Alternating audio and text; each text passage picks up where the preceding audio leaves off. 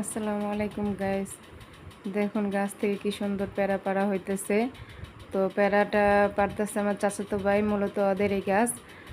ওই পারতেছে, কারণ এই গাছটা থেকে পেয়ারা যে কেউ আইসা যার যেটা মন চায় নিয়ে যায়, যেহেতু গাছটা রাস্তার পাশে বাড়ির উঠানের উপরে, সবাই ইচ্ছা মতো পারে। এর জন্য আমার চাচাতো ভাইটা আজকে গাছে উঠা তারপর অনেকগুলো পেয়ারা পারছে, যেহেতু অন্য সবাই আইসা এই প্যারাগুলো নিয়ে যাইব, এই জন্য ও নিজেই আর কি প্যারাগুলো পাইরা রাখলো। কারণ সবাই আর কি আইসা পারে, কারো যদি কিছু বলে কেউ শুনে না। ইচ্ছা মতো যার যেটা প্রয়োজন সে ওইটাই পারে। তো এদিকে আমাদের খাবারের জন্য রেডি।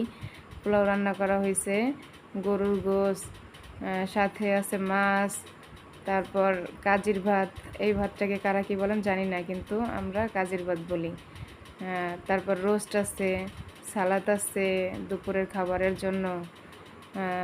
এই ভাতটা আর কি মূলত আমরা ভর্তা দিয়েই খাই, আর কাজির ভাতেই বলি। কারা কি বলেন আমি সঠিক জানি না।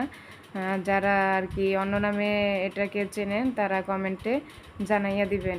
তো সাথে আছে আবার আম দুধ। আম দুধটা ভালোই লাগে, আম দিয়ে খাইতে দুধ। তারপর হচ্ছে যে মিষ্টি, সাথে মিষ্টি ছিল।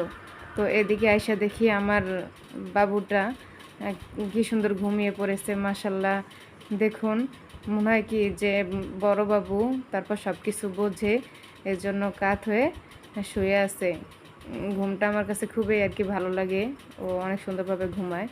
তো এদিকে আবার আমার বাবার বাড়ির দোতলার বাথরুমের কাজ চলতেছে, কারেন্টের কাজ শেষ হলে তারপর টাইলসের কাজ শুরু হইব।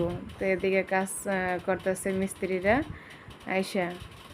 তো ভিডিওটা আর বেশি লং করবো না, সবাই ভালো।